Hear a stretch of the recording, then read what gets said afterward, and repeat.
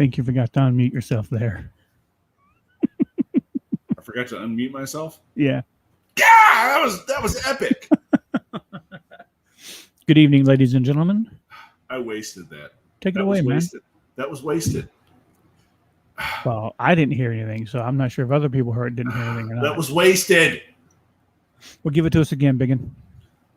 Ladies and gentlemen, welcome to the Mac and Chuck Show. This is Scott McKenzie, joined with your co-host, Chuck Hill. Sweet. Love the cheeser also. You got to end with the cheeser. You have to. Well, they couldn't see the cheeser, so there we go. Okay. Is that better? All right, folks. Scott, Mac, how's your week been? I don't know. I had a good time last night doing the read-through. Yeah, that was fun. That was fun.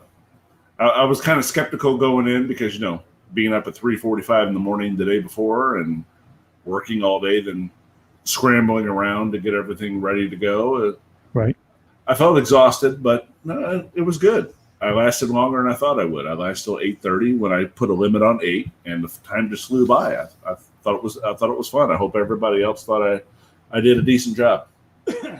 Yeah, you did pretty good. Not bad at all. Not bad at all, I should say. It wasn't bad. It wasn't bad. Yeah. So for those of you who don't know, Mac and I are actually going to be in a reading of Frost Nixon with not a play because I'm not even close to memorizing anything yet. Yeah. Well, I mean, it's still kind of like a play. It's a nice introductory to theater for you.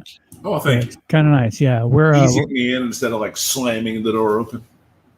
Yeah. Now you play Jim Brennan, who was Nixon's chief of staff. Yes. Yeah. Played by Kevin Bacon in the movie. Oh, so I'm part of the 6 degrees now? Well, not quite, but you're getting there. Connected to me actually puts you within that. So I'm only like 3 degrees away from Kevin Bacon. You know that? I do know that. You've told me a couple times now. Yeah, it's kind of my claim to fame, Hey, we got to get what we can, right? Hey, I hear you. So yeah, Mac's playing Jim Brennan, and I am playing Max Skywalker. No. Nice try though. I'm playing Bob Zelnick, played by Oliver Platt in the movie. So good actor. Yeah, he's a fantastic actor. And the love him in Chicago Bad. Yeah, the read through went really great last night. You did a great job. The other people who were there also did a fantastic job. Sorry I had to leave when I did. Yeah, it was fun. I want to give a shout out to Mr. John Miller for organizing everything, and keep a watch here on the Mac and Chuck Show. When we go into actual production, we'll let you guys know, and everyone can check that out. Unfortunately, you won't be able to catch it on the Mac and Chuck Show because of licensing rights and things like that. But we'll definitely make sure that we promote it and that we share the link. Hey, thanks, Nancy. You owe me a Coke. Pinch poke, you owe me Coke. Jinx. So wanted to just kind of put it out there real quick. We had a candidate for alderman reach out to us over the weekend, and he's going to be on our show in January, I believe. So if there are other, what's that? I think that's what you said. Yeah. So if there are other candidates out there that want to reach out and book up for January, again, candidates, we're not charging you anything to say your piece and Then small businesses also, if you want to say your piece, just kind of tell us a little about who you are. That's great. If you'd like to sponsor the show, that would be awesome too. Sponsorships, $25 a show, pretty cheap. Not going to get it much less expensive than that. And you know what? For businesses, it's a write-off for advertising expenses. Take advantage. Yeah, and don't worry about us because we're going to write it off for expenses also. Because every time you sponsor the show, trust me, that money's spent. That money's gone. Oh, we have expenses. Trust me, we have expenses. I got my root beer. Max got his select beer. Is that select? Yep. So wait a minute. Yeah. Did we get in trouble for branding? Well, we're not like defaming it or like slandering it or libel or anything like that. I'm slandering it. Well, I think you're slamming it. I think there's a difference. There's slamming and then there's slandering. And then there's slobbering, which usually comes after the slamming. So anyway, how was your week? My week was pretty good. How's grandbabies? Grandbabies are great. I got to see them Friday night. Went over after rehearsal at church and just got to hang out with them for a little bit. It was nice. I got to spend time this week with my son and my daughter and both of them. Wow. Yeah. And got to spend time with my son-in-law also, which is always nice. He's a good guy. And I got to tell you, man, go ahead.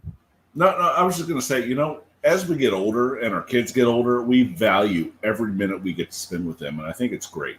Absolutely. Yeah, absolutely. And, I was back to my son-in-law. I was just going to say the other night that, my daughter probably couldn't have picked a better man to marry. He's good to her. He's good to my grandbabies. And, he's a solid guy.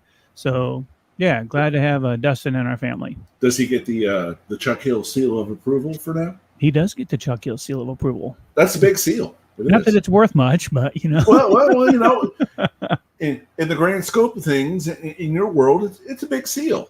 Yeah, well, okay, all right, yeah, I'll give you that. A seal. Yeah, that's good. But yeah, the week's been good. Work's going good. Family's good. Got no complaints. Had a wonderful day today. Today was pretty awesome. Yeah, you know where I was? Work. Yeah. Work. You know how many people that's probably lost on? Everybody under the age of probably 45-ish. Probably. I think that, James, I don't know that James would get it, but Judy and Nancy, they might get it. Yeah, Dobie Gillis. Yeah. That was pre-Gilligan, I believe, correct? I believe it was. He was a beatnik. Yeah. In the words of the infamous John Miller, how to be a beatnik. You must first grow a beard. Good stuff. So, what do we got on the show tonight? What do you got on mind? Well, you and I kind of briefly talked last night. We kind of come up with the show ideas as we go. Is civility a lost?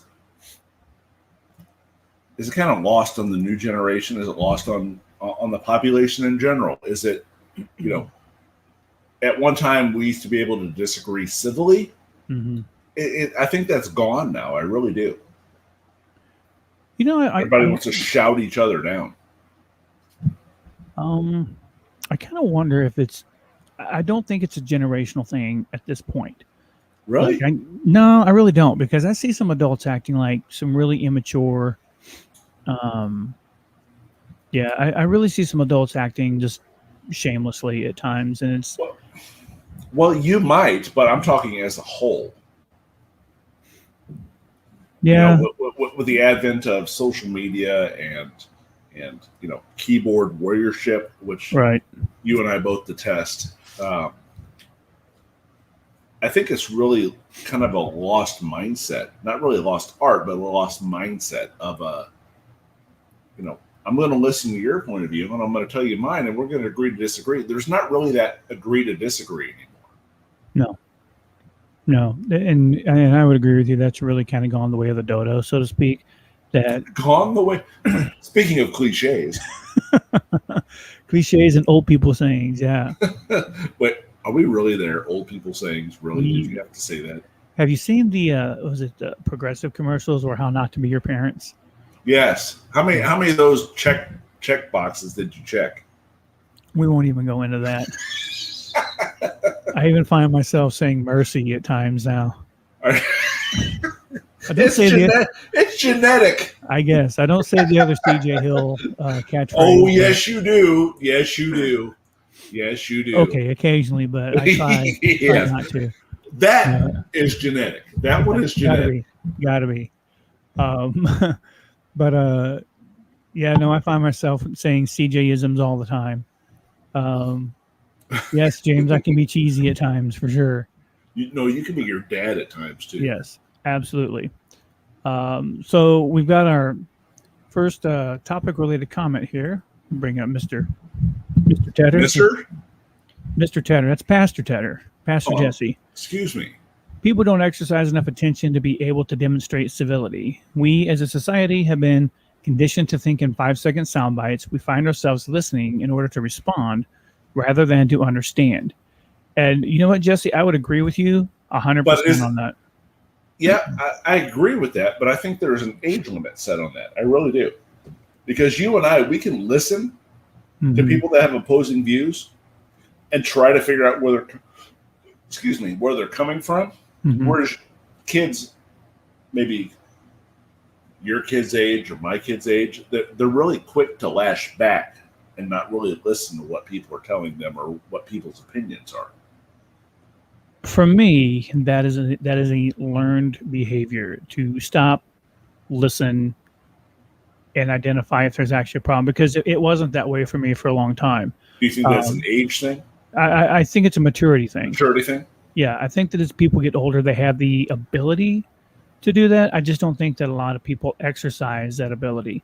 And to Jesse's point, we do listen in small increments. We hear what we hear, and we let it kind of fire us off, get us riled up like a firecracker, and then we have to jump right into our opinion without getting either the facts, or we have to get into our opinion as opposed to the facts. We don't do enough research, because I think we live in a society now where our opinion matters more than facts matter. And I think we live in a society now where how we feel matters more than what someone else feels. And I agree with that. Let me put this up real quick, because Lisa brings up a great point. Sure.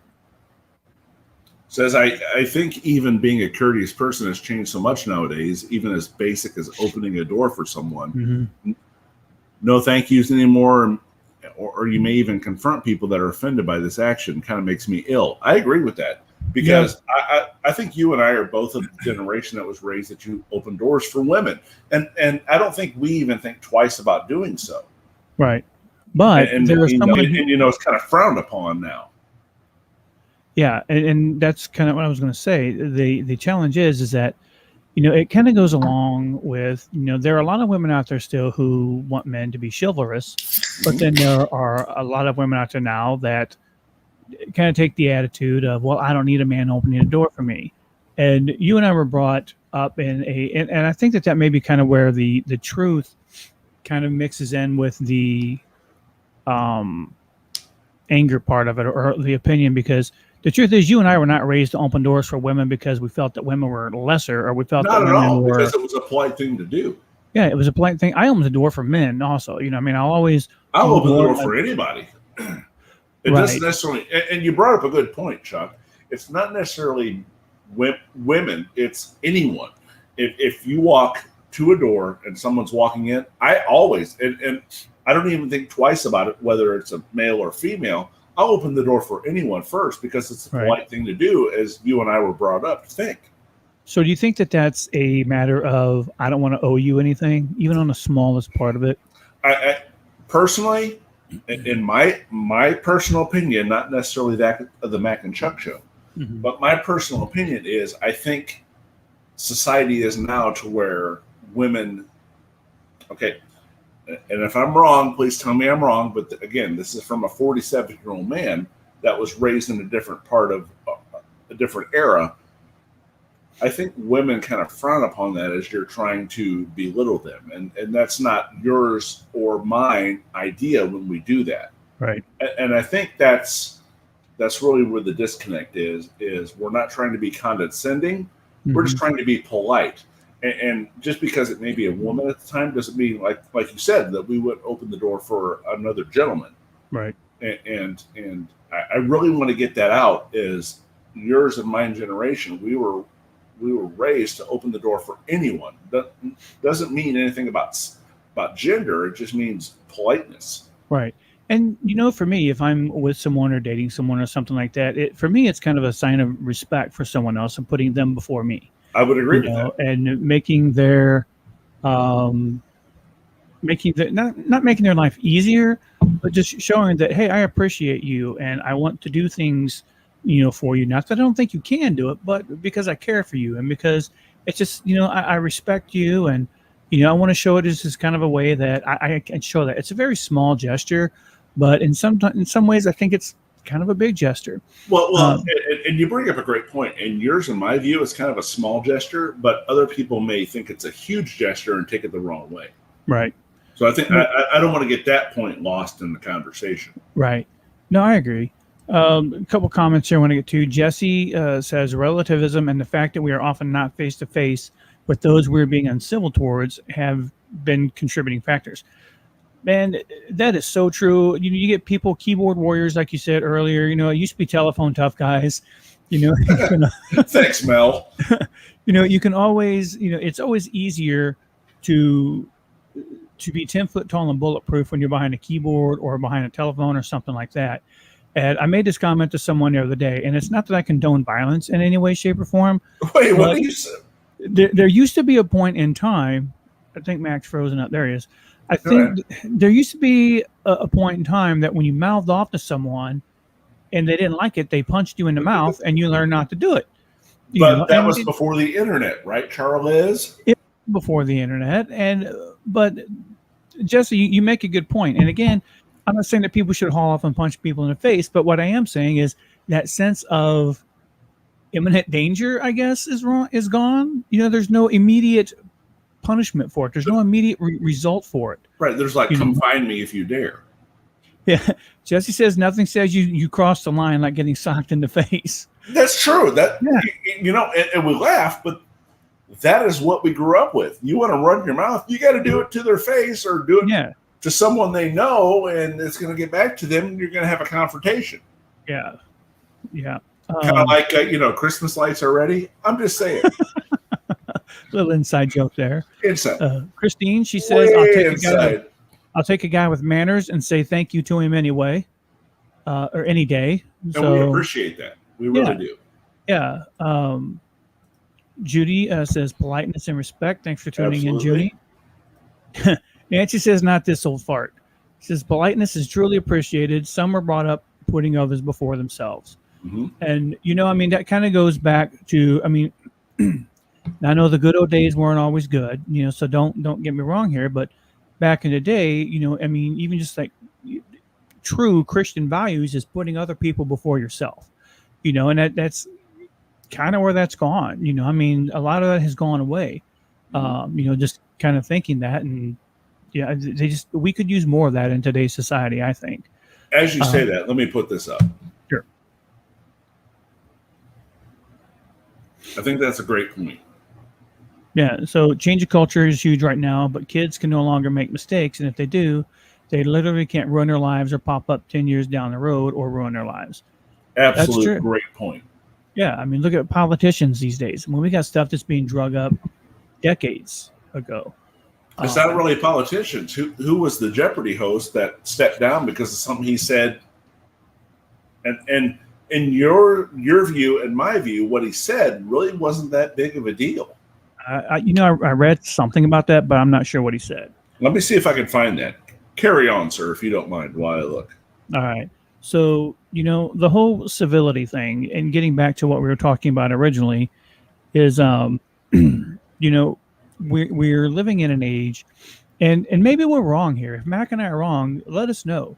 But we kind of feel like we're living in. Or if you think you're wrong, but you know what? I'm sorry to interrupt. You bring up a great point, but if we're wrong, tell us why you think we're wrong, because there's two schools of thought here, Chuck, yours and mine, and what someone who from a younger generation or Gen Z, millennial, what have you, may think. And I want to really emphasize that you and I were brought up to think a certain way and act a certain way, and these kids now with the internet, equality. These kids now. Hey, I don't have a problem saying that. These young whippersnappers. Is that better? Kids, what's the matter with all these kids these days? Anyway, continue on. So, no, anyway, and, kind of to your point about the way we were raised. Now, I'm not real sure about the household in which Mac had grown up in. I mean, I know quite a bit about it. But, yes, you do. But my point is, there were some things that we were taught as young people that was wrong. I mean, it was flat out wrong. And, we have learned as we've matured that, okay, some of these things are wrong. Some of these things were not wrong. So, I mean, it's important to be able to discern as we get older the difference between right and wrong, what you were taught, and then what you were taught that was wrong. And I think that, that's something that us as adults in our 40s, 50s, 60s, and even late 30s can just kind of, can kind of be like, okay, so we have to stop and think about these things. And then there are some things that we just kind of have to be, we need to hold on to certain values and enforce certain values in our life and the lives of our kids. While you're looking that up, I'm going to throw Jesse's next comment up here. It says, It's really sobering to think that the internet is the single greatest repository of human knowledge, and we use it to tear each other apart. Good point. I'm hopeful, though, because the internet makes it possible for us to break the cycle of traditional media that sells shock. There are many great podcasts that highlight civil discourse and disagreement. That's a good point. And depending on where you're getting your information from, I mean, let's be honest, if you're getting all your information from Facebook, you're probably getting false information. Information from both sides. Even though they don't think so. Just saying. Yeah, and if you're getting your information just from Fox News, you're probably getting biased information. You're wrong, too. If you're getting information from just CNN or MSNBC, then you're probably getting just you're one side. You're really wrong. Yeah, you really need to. So I'm going to share with you. Do the research for yourself. Right, and here's kind of what I do. I'll read the conservative side of things. I'll read the liberal side of things.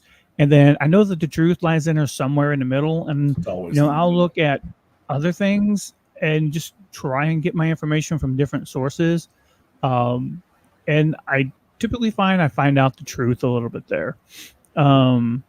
So Christine says, I raise my boys to be men with manners. If I'm out with them, they will always hold that door so they get into the habit. Just one aspect of being a gentleman.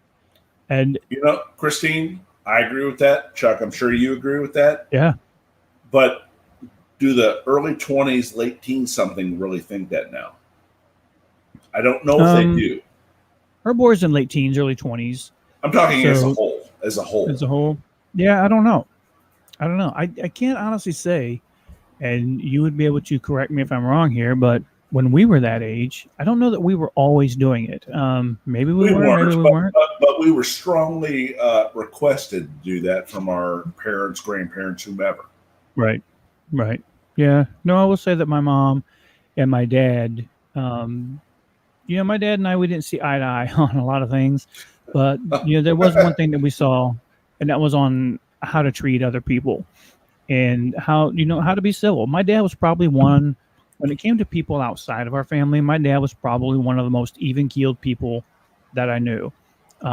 He seemed to have with a few exceptions, and if Miller's watching, he knows what I'm talking about. With a few exceptions, my dad had a way of talking with people and working with people that was just like, my dad had hardly any enemies at all. Go ahead. No, I was just going to say, expanding onto that, watching your dad work at the shop. Yeah. You talk about a customer service guy.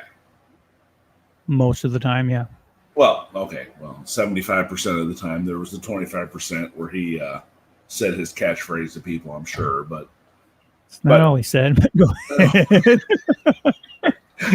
No, but seeing your dad in his environment and seeing how he treated people, most of the time, if you will, it really I think it really reflected on you more so than me, saying, okay, well, this is how you do it. Yeah, this is how it should be done. Yeah. No, I will say that that's something that, and I know we're veering a little off subject here, but we'll rein it back Not in. really, because it's a whole civility talk. I think. Well, I mean, I think that groups in with it. with what I'm about to say is a little Okay. off topic, but I mean, that's watching my dad run his shop and the way he worked with people and interacted with people really taught me a lot, not just about how to deal with people and work with people, but work ethic also. Mm-hmm. I mean, that's something I did, garner from my dad. So, um, I mean, I think that's important also, to mention about him. Let's get over here to Vanessa's comment.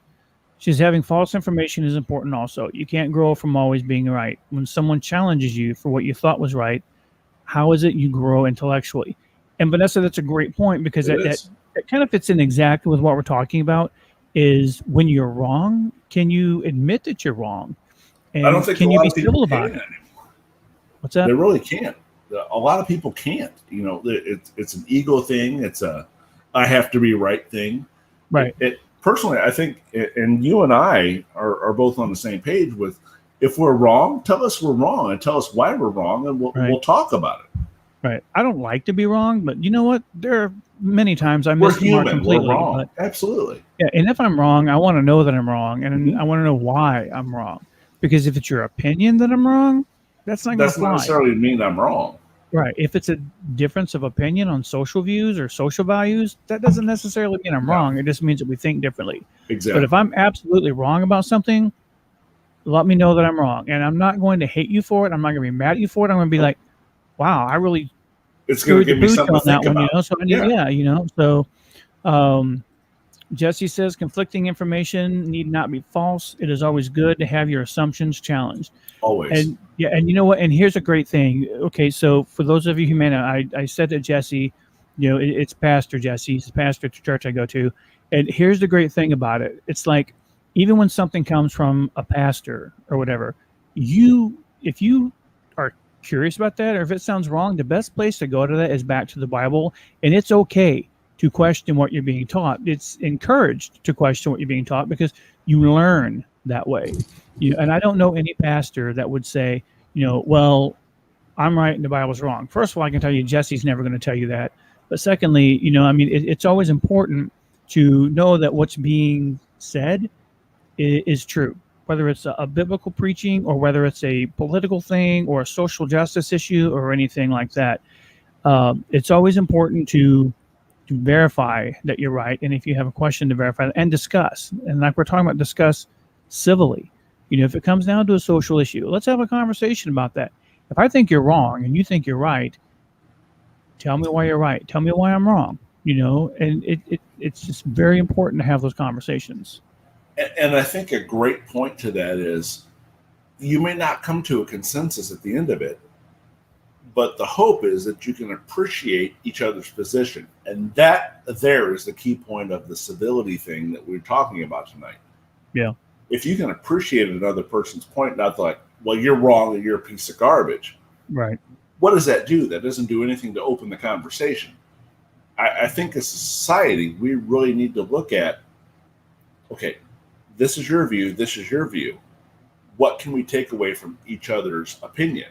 And that is a lost art nowadays. It really is. Right. So Jesse says 60% of the time he's right every time. Thanks, thanks, Anchorman. So Nancy says, going off topic a little bit, but not every child needs to get a ribbon for showing up. Kids need to learn how to accept failure. I don't think you're going to get an argument from either of us on that. I hate participation ribbons. Yeah, that's a great point. Vanessa says, so many people have absolute tunnel vision and they don't want to hear or see the other side. I'd rather accept that person and just nod and smile rather than argue with someone. Never had intentions on hearing me. I got this one.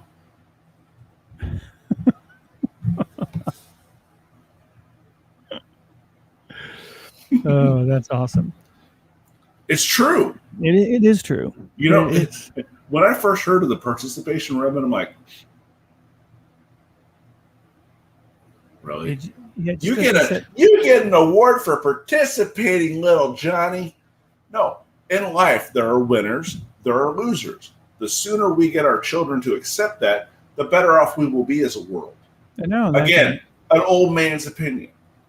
Well, not only that, there are consequences to, right. Like, if you don't show up, there should be consequences of that. Or if you're late all the time, there should be consequences for that. But at the same time, those are learning experiences. Those don't exist anymore. No, yes, they do. Shut up. If, for example, I win or I lose a baseball game, what can I learn from that? Instead of, here's your participation ribbon, you did a great job. Well, you know what? You did a great job too, specifically, but let's get with everybody else and figure out what we can do as a team. A team to do better the next time. Yeah. It's that slight difference in verbiage that really makes the huge difference. So it does make a difference. And Vanessa has a point here. She says, if all kids grew up in healthy or somewhat healthy homes, then a participation ribbon wouldn't be needed. There are some truly delusional parenting out there. I watched a 5-year-old mentally destroyed. And man, and then she says wouldn't be. Yeah. Let's make that point. It wouldn't be needed.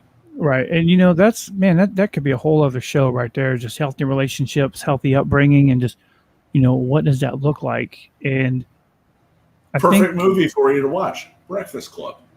Oh yeah. Great movie. I'll tell you what, there is nothing that will, first of all, there is nothing that won't destroy your perception of normal more than watching that movie, because it's a great movie to watch. It is. And then and it really pinpoints what we're talking about. Right. And then secondly, nothing will destroy your perception of normalcy than becoming an adult. Because sucks. Don't grow up. Well, it definitely has its perks. Don't get me wrong. But I think you're right. No. See, so you can grow older. Don't grow up. You heard it here first. So, you're flabbergasted now. No, I'm not flabbergasted. Let's see. Say even Vanessa says, what perks? What perks? Well, I would say you can drive, but you can be 16 when you drive. You can eat cake when you want to. Hey! You don't have to eat all your dinner. You took the words right I've never had that problem. No, I haven't either.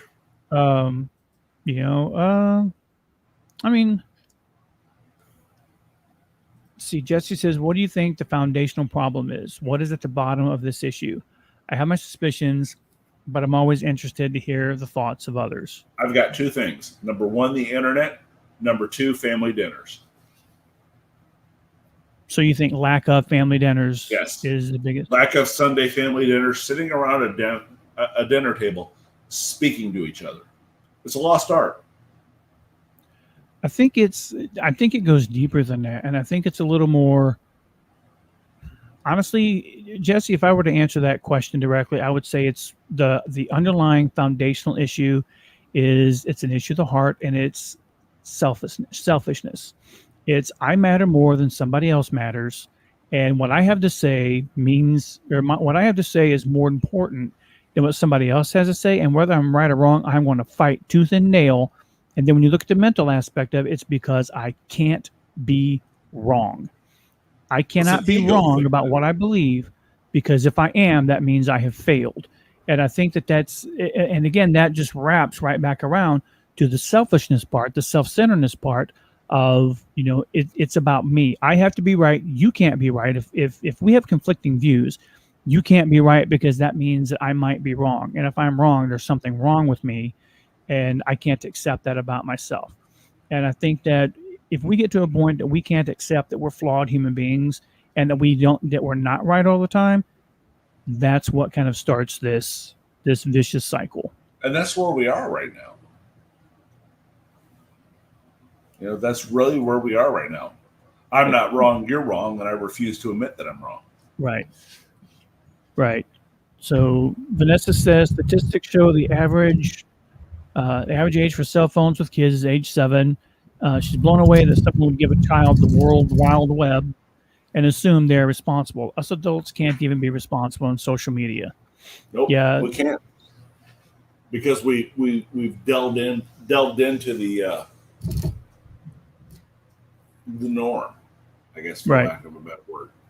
right. And Jesse, you're welcome. I'm glad that we were able to at least share our view on that, or my view anyway.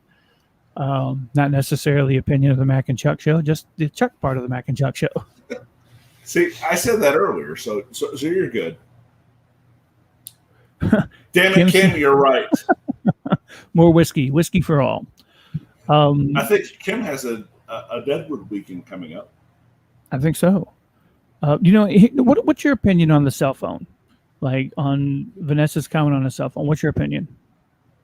Thank you for your comment, Kim. We definitely appreciate you chiming in. I think it's twofold. I really do. I think it's, in this day and age, it's a, to contact each other, it may be a requirement, but outside of just the phone aspect of it, it's a detriment. It really is, because families don't interact as much as they once did. Now, are there creative ways to do it? Sure, there are. But does every family really take advantage of that? No. And I'll say that I'm guilty of that. So remember when we were growing up, they called the television the electronic babysitter? The noise box, Dude, I'm telling you, like, cell phones are the same thing nowadays. Cell phones are just more mobile for kids. Right. It's like parents put cell phones, tablets, things like that in their kids. Give their 3-year-old the iPad so they don't have to deal with them. Yeah. It keeps them occupied while mom and dad do their own thing. Shelby says the girls will get a flip phone to call their dads at like 10 or whenever their first sleepover away from home is, but iPhones and such will probably be around high school. Okay. That's a good point. Vanessa says landlines, or life was so simple with landlines. Shelby says she wants a landline so bad. I don't know that I want a landline. Too tethering for me, but probably not a bad idea. Vanessa says she's watching us on a cell phone now. I appreciate that. Coming to you live anywhere you can get us.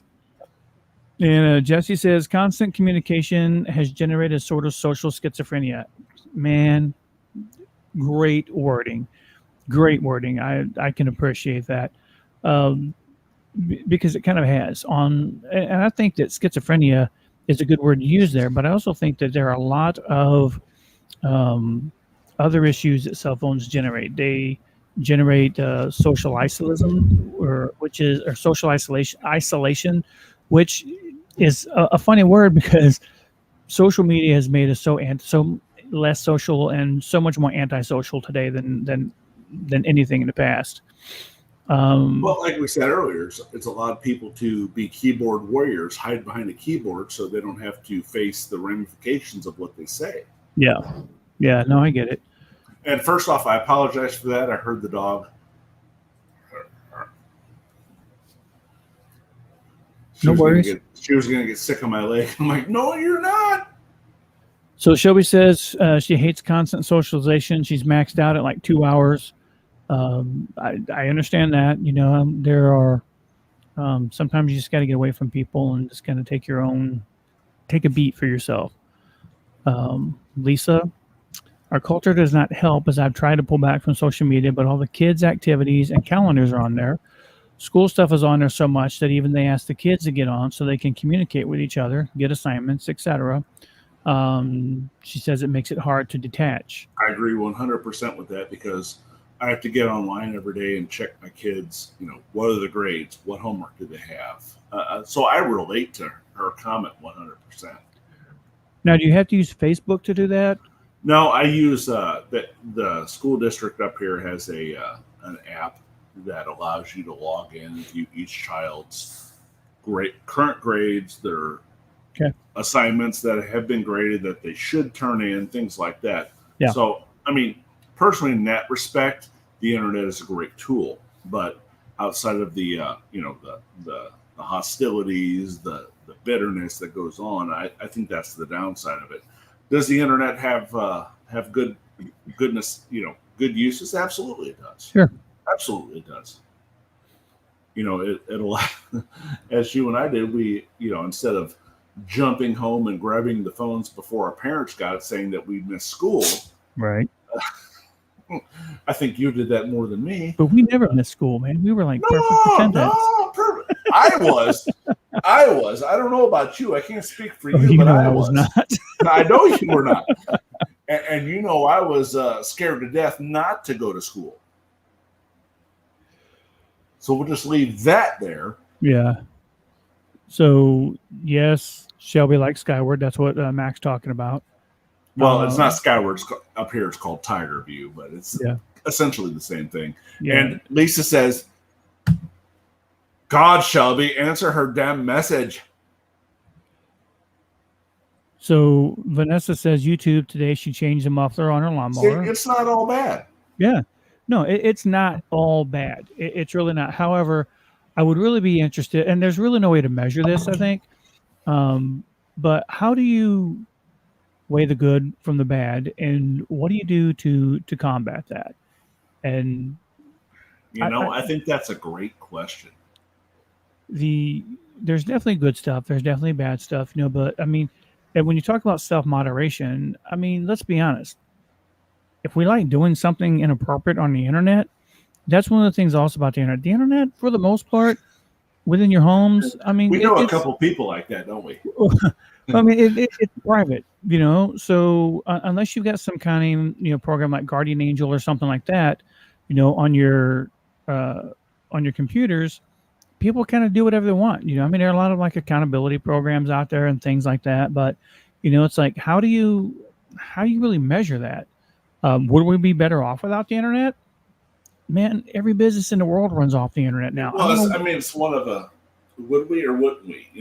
There's a lot of capabilities. There's a lot of good things that come of it, but there's also a lot of bad things, and you really can't take one without taking the other, it seems. Yeah, and I think that's kind of with anything. I mean, right. I think it's just mainly the internet now because it's the media that we're dealing with. It is. Like, there used to be newspapers, and there were right-leaning newspapers and left-leaning newspapers. There were tabloids and stuff like that put out all kinds of trash. Yeah, the National Enquirer. Yeah, you just had to monitor that. It's like, okay, if I don't want to fill my mind with trash, then I'm not going to look at trash.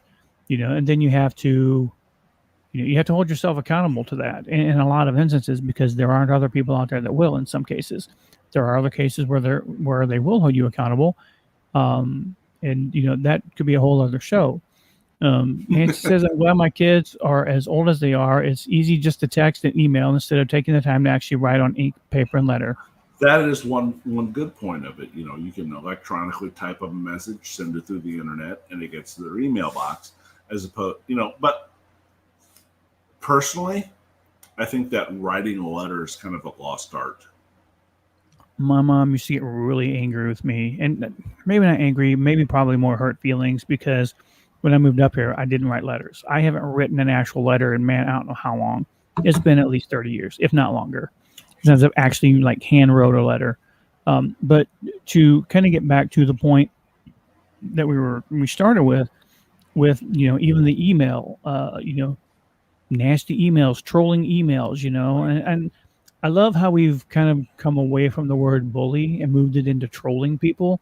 It's been called cyberbullying, and now they call it trolling.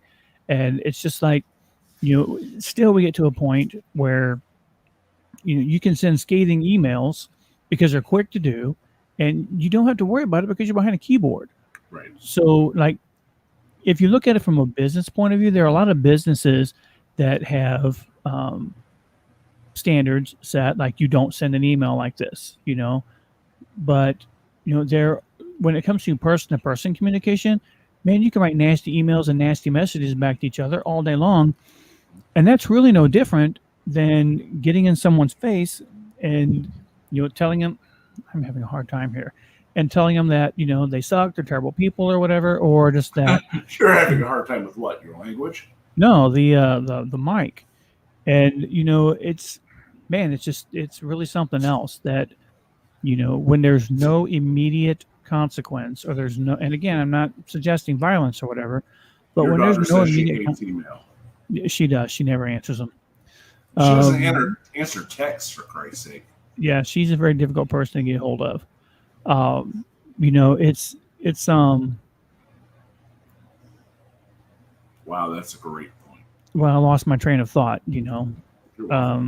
But when you get behind a keyboard and you can just say what you want, there's no immediate consequence. Then who's going to stop you? Like, who's going to do anything about it? I mean, the police aren't going to do anything about it. So that brings up a question I have.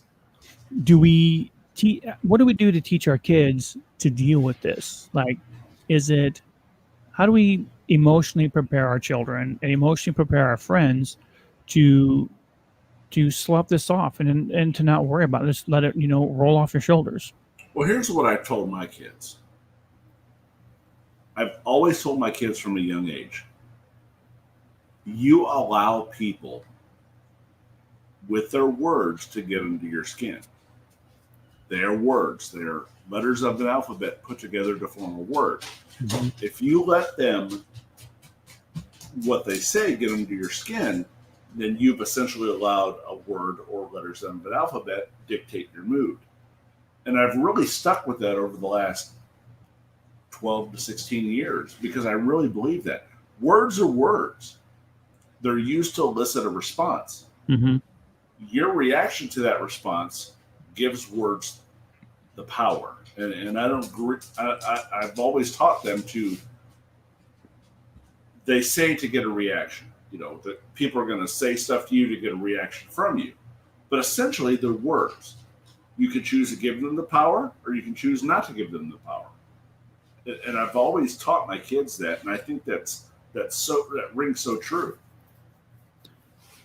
So I'm going to counter that with something else. While I agree with you, they're words, but when you look at someone else's background and upbringing and the way that they were raised, and if they were raised in an abusive family relationship, they're not mentally prepared to take verbal abuse from someone else, because if you have a parent who berates you as you're growing up, or you have a parent who just told you were never good enough and you were never, that's psychological conditioning right there. It is. It really is. To tell someone who is 17, 18, 40, 48 years old, that, words don't matter.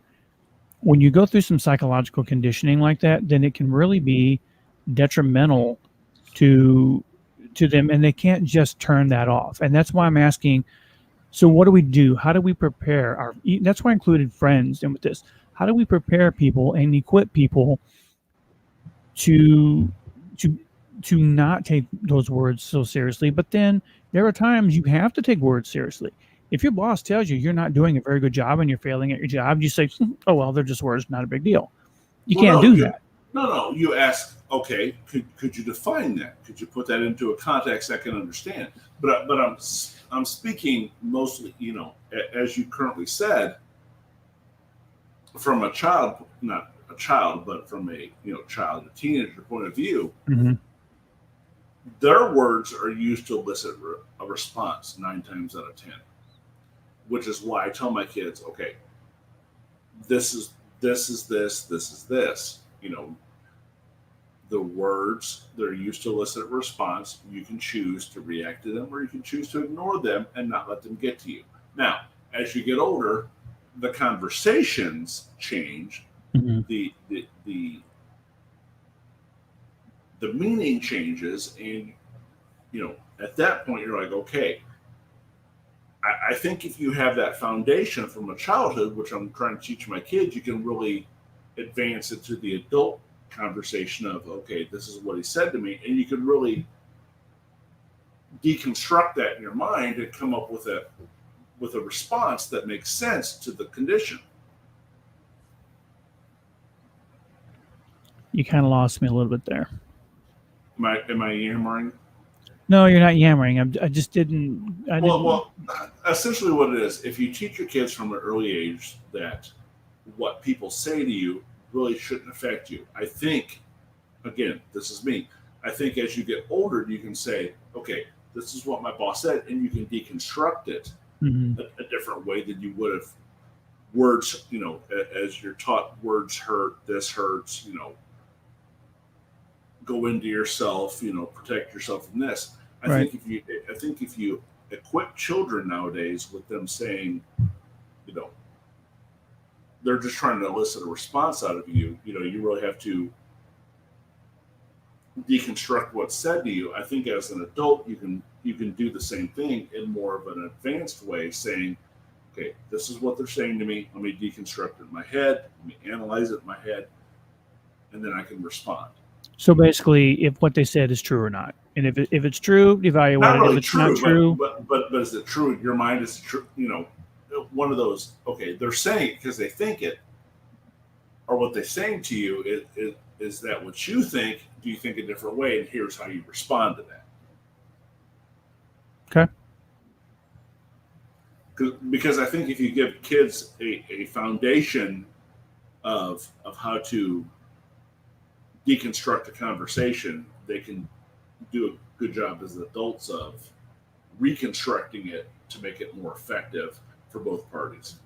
Yeah, I think I understand what you're saying. Grab a couple comments here. Vanessa says it's the parents' job to help them navigate the garbage. True. Shelby says our broadcast keeps pausing. I'm wondering, Shelby, is that both of us, one of us, or the whole show? So I'll take some look into It's that. your phone. So probably. Jesse has an interesting comment here I wanted to get to earlier. It says, here's a thought experiment. What do you think would be the outcome of an artificial intelligence algorithm being tasked with scouring the internet to learn human behavior? That's not already being done.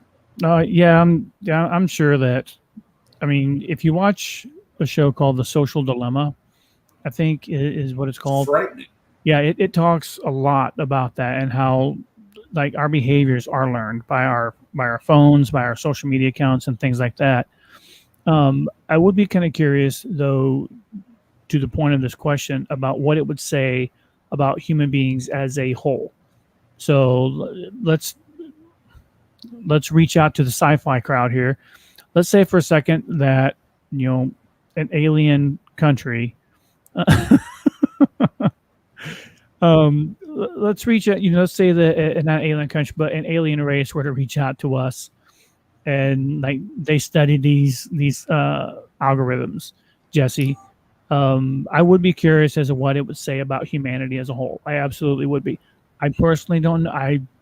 Maybe this is the pessimistic side of me or the cynical side of me. I don't think it would be a good thing overall, because I think as human beings we're inherently not good people. I think that's probably You something think you that? both agree on. Yeah, I do. I think that overall human beings are, I wouldn't say deplorable people, but I really think when it comes down to it, most human beings would probably put themselves before they would other people. I'd like to think that I'm not one of those human beings, but I am human. Um, so I don't know. Okay, let me pose this. Would you put your two children before you? Absolutely. Then you're not selfish. There are people out there that don't have children, though. A lot of people don't I'm have talking. children. Well, I wanted to make it more of a personal view for you. Yeah. Yeah. No, I would definitely put my kids before myself, Absolutely. especially in any kind of like life and death situation. Or Mhm. have you read that meme that says, ladies, when we're talking about we do anything in the world for you, we're talking about slaying giants and giants and dragons, not doing the dishes. Oh, that's funny. But here's a comment directed specifically to you. It says, Mac trouble can occur during those years of where they want to be liked, accepted by their peers. Right, and I get that, but at the same token, like I said, if you equip them with those, God, what's the word? Tools. I mean, for lack of a better word, tools. They can handle those issues with their peers. I really think that because my oldest has and my middle child is getting to that point. But I think as a parent, you're obligated to teach them this is how you deal with people, as a whole, you know, jerks, great people, mediocre people, you have to equip your kids on how to deal with all kinds of different situations. As a parent, I think that's your job to do. So your generalization of people right there just kind of says that you may share the opinion that as a whole, people are not good people because you have to equip your children to deal with people. And I'm not saying as a whole. I'm saying there's people out there that are generally not good people. I would say as a whole. Yeah. Okay. Yeah. I mean, I have hope, that I'm wrong on that. Like I said, it's probably more the cynical side of me looking at it and some experience, I guess. No, because I see kids my children's age actually going out and doing good things. Yeah. So you really can't envelop everybody into the negative aspect. Again, as we were kids, you have to take case by case.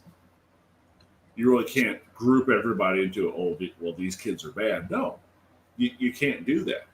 So let me throw this at you. The people who are out there doing good things, feeding the hungry, clothing the hungry, and then they turn around and take pictures of it, and then they post them all over social media. Is that truly a good deed, or is that an act of attention? No, it is a good deed, but you have to remember the era in which they grew up in. It's a great deed. They may be selfless in doing it, but they feel they have to do it to be accepted. So that it's together, but it's really separate if you think about it in the aspect of kids and social media nowadays. I guess I kind of think that if you do something good for people, particularly people who are in desperate situations or resource challenged, and that maybe you should do it and not take pictures of it and post it all over social media. Again, that's your thought and that's my thought, but you have to remember the mindset of kids that were brought up with all this technology throughout their childhood and their adolescence. But what does that change? They have a different thought process than we do. But where does that change? Like who helps change it? It doesn't make it any more right. No, it doesn't make it any more right or any more wrong. You know what? You bring up a great point, and I think I'll talk to my kids about that this week. I really do to kind of get their feel of it. Yeah, I mean, and if they want to share their opinion on the show, 100% have one, two, all three of them do that. Well, I think my oldest would be like, because I would be interested to know that, because I personally think that when you do something nice for somebody, you take a picture and you post it all over social media and you say, hey, look what I did. I think that's extremely self-serving and extremely self-centered. Is that ego satisfaction? It's the definition of self-serving. Well, in your view and my view, but let's try to really think in a child's aspect of today. They take a picture of what they want to do. Maybe they want to share it to encourage others to do the same thing. It's really kind of open-ended on why they did that. That's different. What I'm talking about is, I'm not talking about, hey, I drew this art, or I share pictures that I took all the time. Photographs of things. That's not what I'm talking about. I'm talking about when you buy someone a meal that's walking down the street, and someone films you because you want them to film it, and then you share it on social media. I think that's completely and totally self-serving. You may have done a good deed, doesn't mean it's not self-serving by taking photos of it and putting it on the internet. And I see where your point is, and where my view of your point is. Like, I get that. But from a kid nowadays who's grown up with technology, they may view it more as a pay it forward type thing so everybody can see it. You see what I'm saying? It's kind of I'm doing this to really help the person, but I want to share it with people so maybe they pay it forward to someone else. Right. Encourage. Okay, I can see your point there. Right. So Kim makes a very good point here, and I'm not being sarcastic here, Kim. Like Kim says, they post it so they can get the likes. It's all a dopamine thing. And I can see that on some people, but there may be the occasional kid out there, like I said, that does it to pay it forward. So you can't totally dismiss that, I don't think. I don't think you can totally dismiss it.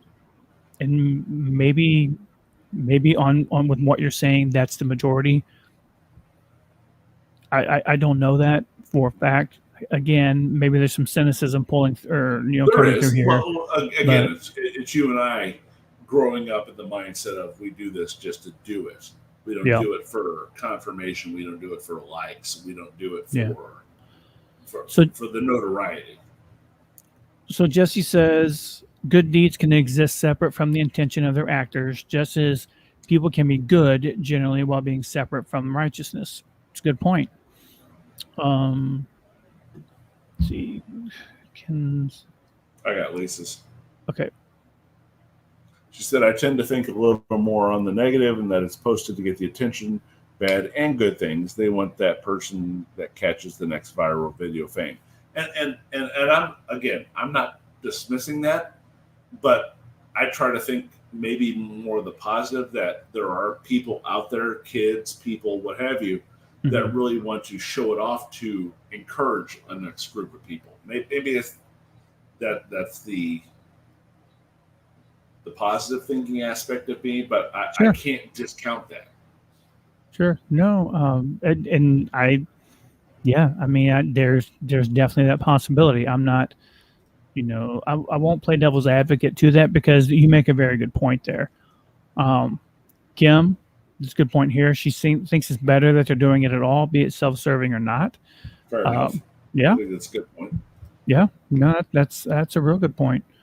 So yeah, I mean, it's really interesting, just the different society that we live in today than you and I grew up in. And it's an ever evolving and ever changing situation as well, because if you think about it, you've got it goes in cycles and it goes in waves. Whatever the hot topic for the news cycle is for that week or that month or that quarter or whatever's getting the ratings. And I think that kind of goes along the same line of thought as the civility, because there's some, Kim says she does roll her eyes a lot, with a lot being capitalized. There's the whole civility thing, because if you remember, online bullying was a big thing. Like it was all over the news just a while back, and then it kind of went away. Because people learning how to combat that. Right. So no, thank you everybody for your thoughts and comments tonight. Definitely appreciate that. I will say, for those of you who are still watching, next week being the 3-day weekend, Mac and I are actually going to take the weekend off. So we will not be here live next week. Probably won't even do a best of show. So we're going to encourage you guys. We know how to do that. Well, do we have a best of? I mean, so I don't know. I think we should replay the trivia where I totally smoked you, but that's just my opinion. You don't want to play the one where I smoked you, huh? You didn't. No, I did. No, you did. You won by a little bit. Well, considering that they were giving out thousands of points at the time that you and I played. Don't get cynical now. Come on. That's something else. That's something else we ought to do. We ought to do another trivia show. So why don't you guys do that? Figure out about what? Yeah, this will be your homework for next week. Homework, yes. So think of some things that you'd like us to do, like a trivia show on. Maybe Mac and I can go head to head again. Your ass. Anyway, and so maybe we'll do that. We promise you we're getting the paranormal show. We're getting it together, actually. We really are. Yeah. Some things are starting to come together on that. So. Kim says she's going to fill in for you. All right. She'll probably do better than you did. We'll give you the passwords and everything else. Do better than I did. Yes. I think she meant fill in for the show. Oh, yeah. She's going to do Kim's Corner. Drunk in South Dakota. I like it. I like the theme of that. So Justin, we're going to do a head-to-head trivia. We've done a couple of them on the shows. I whooped his ass all except one, where it was really close. He's not a gloater or anything. Speak the truth. Yeah. So anyway, we will not be here next week. If you guys have something you'd like us to talk about, enjoy your Labor Day. Enjoy your Labor Day. We're going to. So, yep, I think that's it. You guys, thank you so much for being on the show tonight. Another great show, guys. Appreciate it. Yeah, thank you very much.